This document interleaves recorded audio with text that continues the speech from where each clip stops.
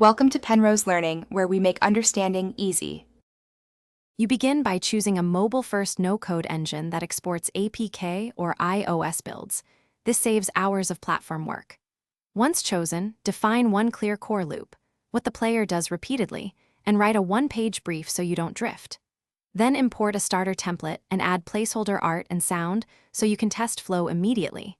This gives you a working prototype to iterate on while keeping scope tight and development focused. Now you implement mechanics using the engine's visual logic.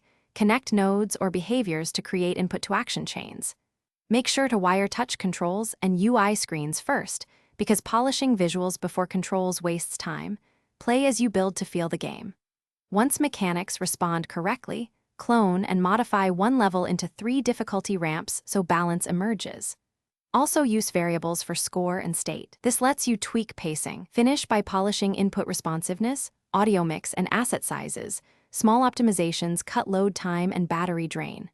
Once done, run device tests on at least 2 phones, then export a build and follow the engine's packaging steps for the App Store.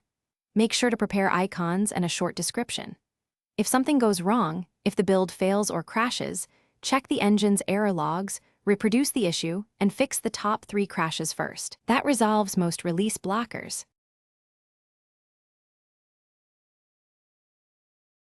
Thanks for watching. If this was helpful, leave a like and consider subscribing. See you next time.